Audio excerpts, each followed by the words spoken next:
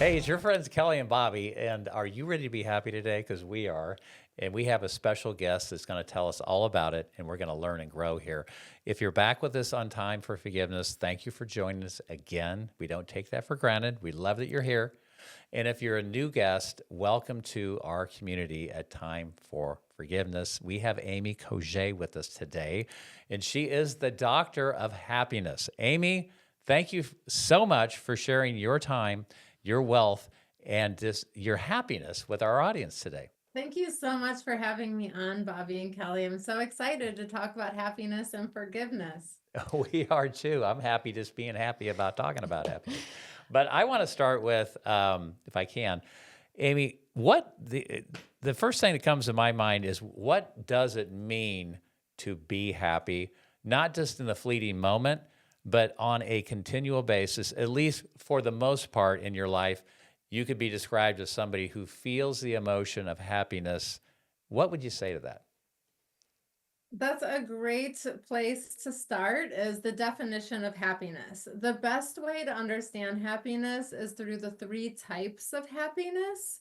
The first type everyone has an experience with. It's hedonic happiness. It's a positive emotion that occurs in your brain when something good happens, you get happy, and then something bad happens and that happiness is long gone. It's unsustainable and out of our control.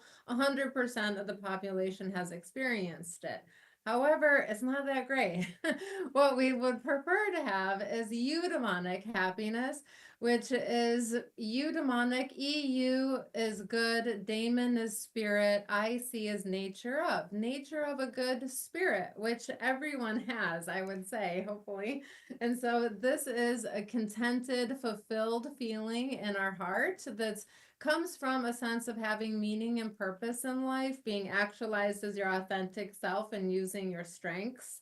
And the third type of happiness is bliss and joy, which comes when you feel connected to something larger than yourself, like maybe when you feel when you go to visit nature or church, or for some people it's their family or even a rock concert. And so the best way to understand the types of happiness is through the source of the happiness. The hedonic happiness is external, a person, a place, a thing, a circumstance. The contentment is from your heart and having, your maps fulfilled, meaning, authenticity, purpose, and strengths. And then the third is from a connection to something larger than yourself. Is that helpful, Bobby? Yes, it is. And I wanted to go in the direction of in your program, Feel Better Now, which is based on your happiness principles. There was a statement that said, happiness is life or death. And it got my attention. And I think it's a wake up call for so many people because I feel happiness is so elusive to so many, even though it's around all of us. Why do you feel that it is so elusive to our society right now?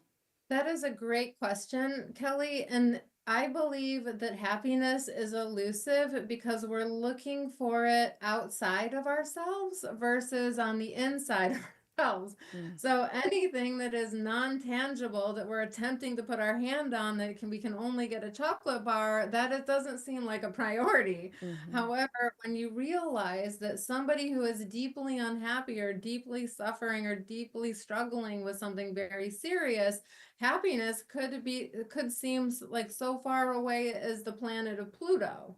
And also, where does suicide come from? It comes from unhappiness, hopelessness. And so a lot of times many people have this barometer of, if I'm unhappy, it's going to get worse and worse and worse and worse. And then you don't really think about how can I become happier? You think about how can I become less unhappy? Is Hmm. that helpful? Yes. I think that's really important because what you focus on expands. And if they're focused on how do I become more unhappy, you're saying you're going to become more unhappy because that's where you're putting your energy. Is that right? Well, if you put your attention on becoming less unhappy. So, for example, how many people gain a lot of happiness, that means contentment and joy, from talking about your problems? Not a Well, isn't lot. that where most people go? That's what they talk about. They either talk about other people or they talk about their own problems. Yes, I do like what Eckhart Tolle says around the pain body. And a lot of times we don't really know that we're doing it, but we're just letting go of what it is that we have pain about, whether it is comes in a complaint or a criticism. And a lot of times that happens with people that are close to us. And, misery loves company. And that is an easy thing to share. And a lot of times you want to say, what is honestly happening with you, but also a lot of people don't. And so they'll just skim right over it and say, oh, I'm good. What about you? But then really they're like crying inside. I think also people have a misconception that if I'm happy, that means I'm supposed to be happy all the time. I'm supposed to have a smile on my face all the time, and I'm never going to experience any kind of adversity, challenge, but that's not life. So when they are experiencing that adversity challenge, it's probably the idea of let's reframe that. And how would you do that? Absolutely. Yes. No one is saying become a Stepford wife or a positive robot Hmm. Right. or ignore the cruelty that we live in. Trust me, I have 100+ happiness challenges by me. And so this is the resilience opportunity. This is the opportunity to look at life in the face and say, you know what? I'm stronger than this challenge. I'm going to overcome this problem. I'm going to think of 8 solutions here. I'm going to get out of this and create my uplifted experience of life because I'm going to be in control of my emotional state instead of my life being in control of my emotional state. No one has a perfect life. Can you look at a single person and tell me that so and so has a perfect life? So, Amy, if you are starting with your counseling coaching, and you start with somebody that says, "Okay, I want to be happier, but I don't know what to do," you kind of educate them on you help them become aware that you have these steps. But what's the first thing you would have them move into then? That's a great question, Bobby. The first thing in order to become happier is you create positive habits. And so you have a new morning routine, a new daytime routine, a new sleep routine, all of happiness boosting techniques. You wake up and all of a sudden everything is in color. And so these happiness boosting techniques, most people do not do. And so if you go to the gym and you work on your biceps, you work on your quadriceps, yet you're never doing any smile push-ups or laughter practice, how are you supposed to get happier? And so with the science of happiness, we Wow. are able to say if you do certain activities, this will boost your mood. And I've taken from an array of activities in positive psychology and through wisdom my teachers have shared to create a system where it's very linear and literally step by step check off the Excel document for what exactly you need to do to become happier. And even the morning routine is only 2 minutes. So, And when we move into this morning routine, is it releasing serotonin? What's helping them feel happy in the moment? That's what has happened what in the morning routine, what people get right away is a serotonin boost because the first thing you do is wake up and smile. So go ahead right now, put the corners of your mouth towards your cheekbones. And this, look, you're both actually laughing, kind of smiling inside. Yeah. And so keep doing that. And so what happens is that the muscular structure of our face when we are smiling triggers happy brain chemistry. So if you wanted a happiness boost, you could simply walk around the block with a smile and it would work. And so the very first thing you do when you open your eyes is wake up with a smile. So we're already hitting the ground running, so to speak, with your happiness. Yeah, I know that if I'm not feeling the greatest when I wake up, I walk into the mirror and I look in the mirror and say, I like myself. I feel terrific 10 times with some emotion behind it. And you can feel the shift chemically. well, I love the Absolutely. idea of the smile push up, but not even being aware of doing that morning exercise. I have noticed, I just thought to myself, I'm going to walk around a lap. And I did this walk around the lake and I just smiled at everybody that I saw. And they went from looking down, not looking at me, and they did not have a pleasant look on their face. But when they saw the smile, it put a smile on theirs as well. And it is the power of just having that on your face is contagious, I should say. Absolutely. Harvard has proven that it is contagious over many years, over a longitudinal study, that happiness does spread up to 3 degrees of separation. And so if I'm just bubbling over with happiness, it's going to you for this amount of the podcast. And then it's also going to the listeners, so this, and then it's going to wherever they see the next person that they talk to. And so this is definitely a ripple effect opportunity. So, Amy, if you're knocked off course or your foundation, how long does it take you to get back on track so that you would say, well, I'm back in this state of happiness? My goal is to fly over the hurdles of life.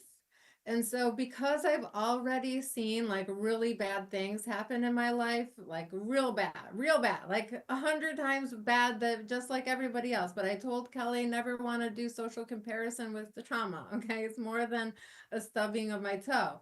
And so at this point, there's so much practice that occurs with adversity. You fly over your happiness challenges. So, for example, I was rejected for fill in the blank thing. I'm like, oh, on to the next one, closer to a yes.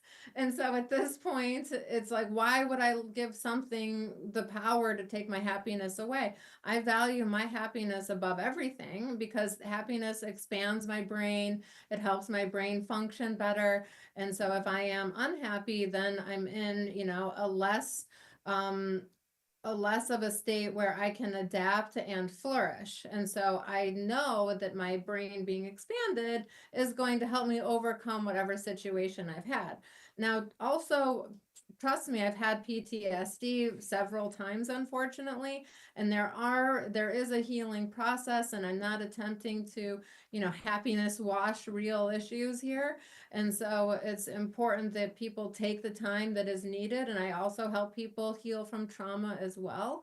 And so it's important that you are able to dictate when it's good to, give yourself that pep talk in the mirror, or, seek professional help for something that is, really serious.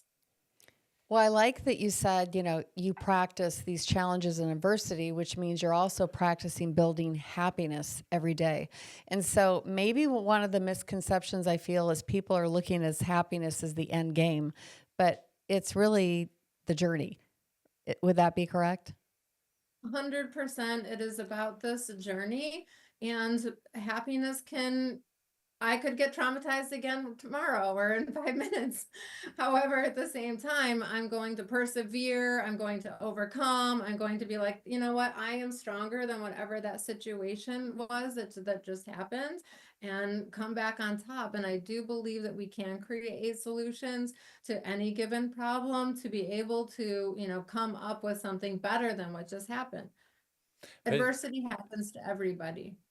well, what happens to everybody seems to, or one person tends to happen to almost everyone, right? It's just different in the way that the circumstances might unfold. But would you agree then what you're saying? I just want to be clear so our audience hears the message, is that happiness is an inside job.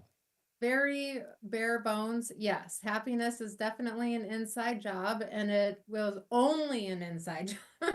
No one else can actually create a sustainable positive mood for you. No one else can fulfill your maps, or figure out what you find meaning and purpose in life. No one else can actualize as your authentic self or use your strengths, and no one else can feel connected to something greater than yourself.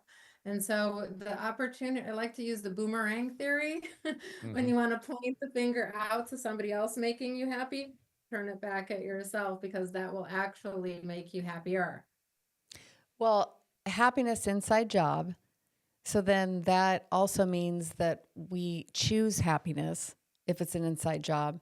But in your Feel Better Now, you were talking about how we almost block our happiness most of the time because very few of us are even in the present moment.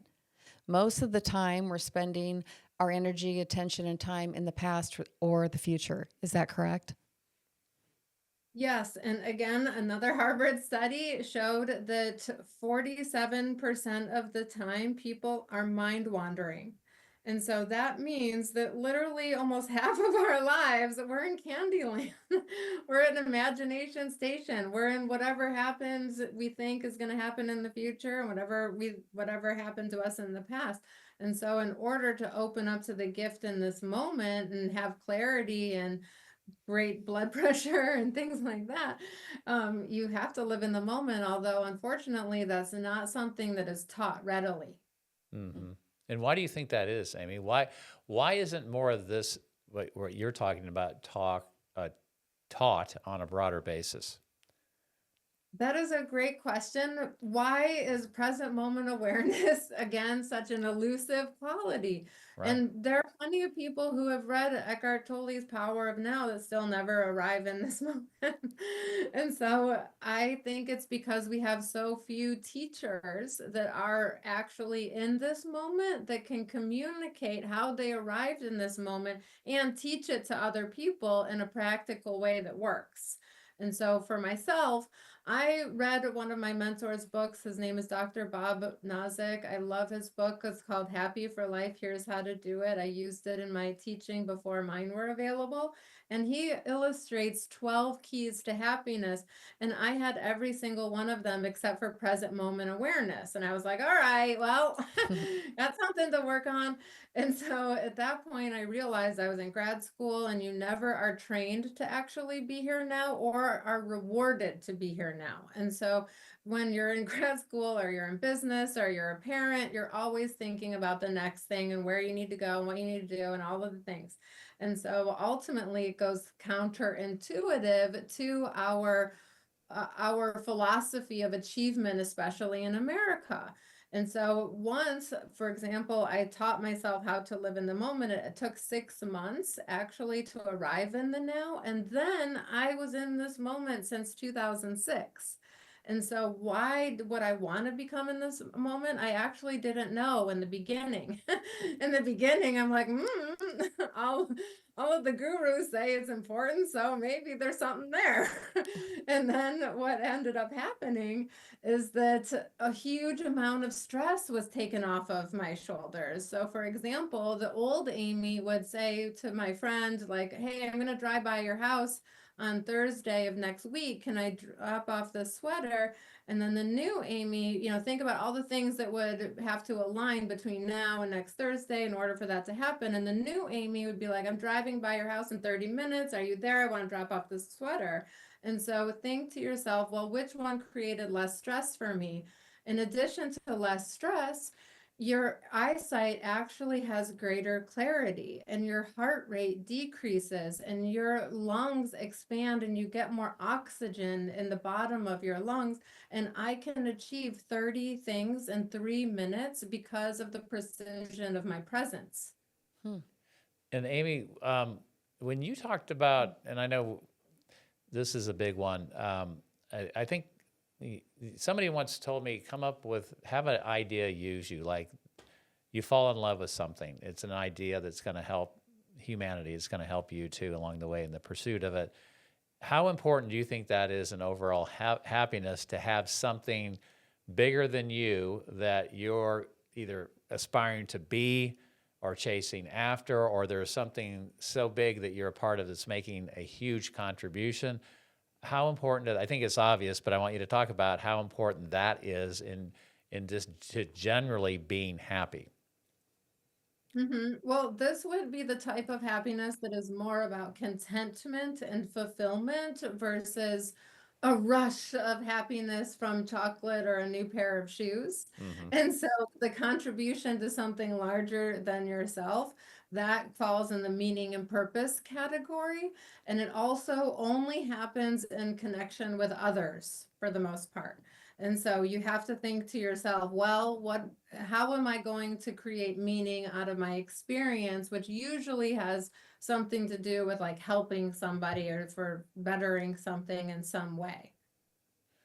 So if we go back to that step, the number one, and then number two, is that piece right there down like number 12, or how do you get people thinking because you can't just tell somebody who's like depressed, you just need to go find some big meaning and chase after it, right? They're not going to do it. So generally, but so how would you help go to step 2? Where is that at? Yeah, well, from going from depression to contentment, contentment has only been experienced by less than 1% of the population. Like, look around you and ask yourself, does everybody I know have meaning and purpose? Does everybody I know actualize as their authentic self? Is everyone I know never talking about their problems and using their strengths? Okay. Right. Yeah. And so Very few. that yeah, I train happiness Olympians, and which means that that's 1% of the population who have achieved sustainable well-being, and many people have come at a depressed state. And so you have to work up, basically. First, you have to know what being empowered over your own well-being means. Then you have to develop the skills of what to do to create a positive mood from the inside out. Then you have to learn how to overcome adversity so nothing gets you down. Then you can open up to your heart's voice and know what is important to you, because what is important to you might be not important to someone else. And so to be able to listen to that inner voice, to be able to carry out those, heart's calling, if you will, is definitely more of an advanced skill. Is that helpful? Yes. So, Aymee, I noticed in your program, Feel Better Now, I did not see really a mention of forgiveness. And I find that interesting because I would think that probably blocks most people's happiness. Why is that? Why is it not mentioned in your program? Great question. You would think out of 113 exercises, there might be one on Right. forgiveness. However, that is such a personal journey for each person in any particular given situation. I may suggest it in one-on-one situations. However, most people are unready to actually go into the truth of Mm, forgiveness because of, fill in the blank readiness or explanation or inability or just don't want to, so there are a lot of different shades of forgiveness, and it's such a personal experience that in order to truly embody the truth of forgiveness, it's such a high spiritual concept that I allow people to come to that in their own terms. I recommend a few books on forgiveness. However, for the most part, unless I'm giving a workshop or giving specific instructions to an individual about a specific situation and they've agreed that they are ready to walk the path of forgiveness, it's a very personal journey. So I refrained from putting it in there. That was a good call out. hmm. Yeah.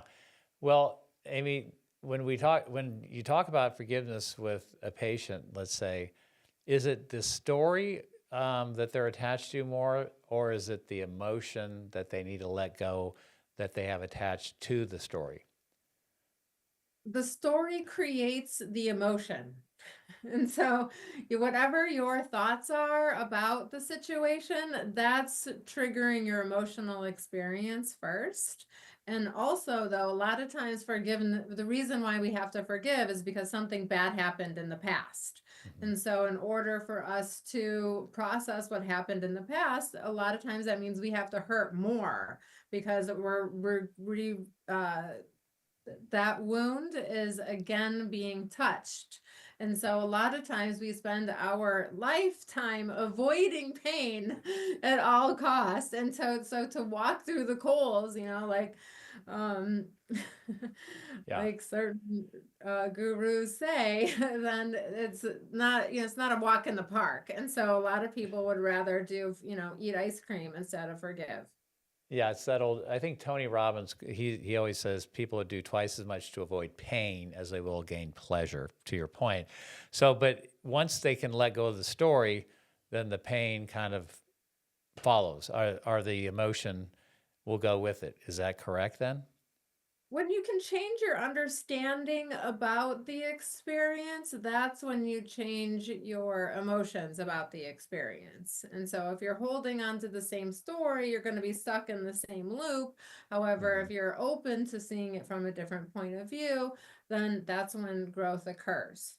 I think Okay. that's where we go back to where we started about how happiness isn't just faking the smile all the time. It's about the ability to rebound, or let's say reframe what we maybe say bad to something good. So we shift with our emotion. And maybe then, like you said, we're then open to the idea of forgiveness. Being open to the idea of forgiveness is definitely the first step to walk through the doors of forgiveness. And there's also a variety of levels of forgiveness. You know, someone could be like, I forgive him. And they could be like, yeah, it's over. And then, there could be a total different, visceral body shaking experience where you're like, I forgive everybody who's ever hurt me. Then, so it depends on what level you're willing to engage in order to get the results that you desire. Hmm. You can fake it, be like, I forgive so and so that really hurt my feelings when they took the last cereal. Yeah. Or Right. you could really go into, processing hurt and trauma and really go there.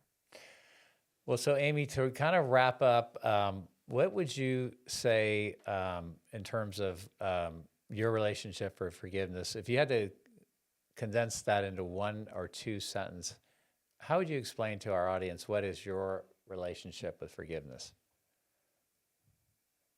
I live in a state of forgiveness. I've never heard of this before. No one taught me to actually live in a state of forgiveness, and I never read anything about living in the state of forgiveness.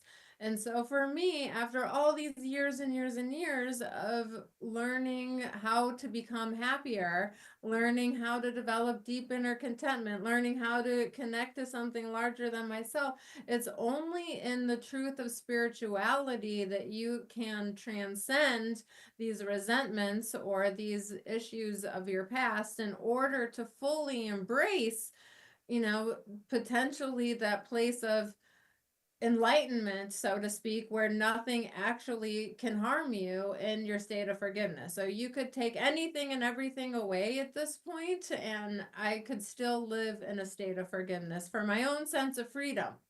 Hmm. Wow. I love that you said that, because that's what we're all looking for. And it's the freedom, the It's freedom. Yeah, it's the freedom. Yeah. But that's an emotion that everybody wants to experience. They want freedom. At the end of the day, that is what it's about. Is that right, Aymee?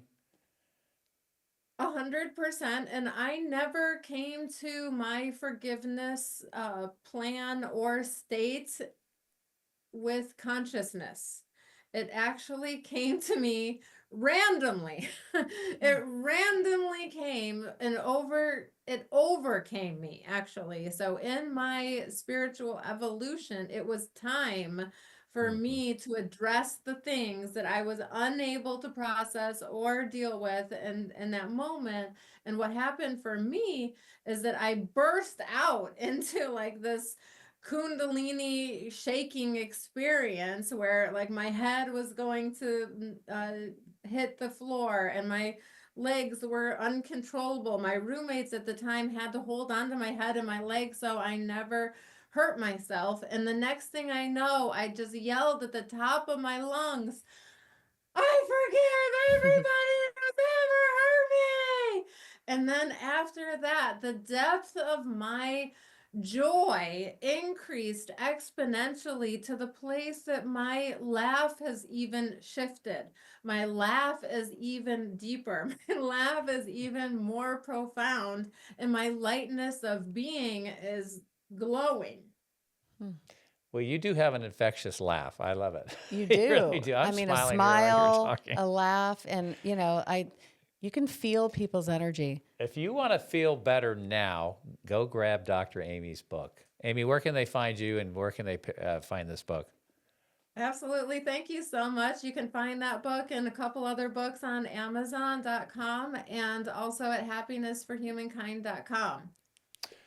All right. Well, Aymee, it's been such a joy. I feel so, I don't know what we're going to do, but I feel so good about tonight. I I'm know looking forward tomorrow to morning I'm going to wake up and think about my Yeah. smile push-up. There you go. I love it. Absolutely. All right. Well, thank you so much for having me on. And everybody, it's time to forgive. It's time to forgive. Thanks so much for again you guys joining us today. We love having you here. Please share and like our episodes with Dr. Aymee here. And don't forget to join us at the Forgiveness Summit. Go to our website at timeforforgiveness.org and all the information's there. Dr. Aymee, thanks again. We love you, and we look forward to seeing how many happy people that you inspire around the globe. So thank you so Yeah, much. thank you.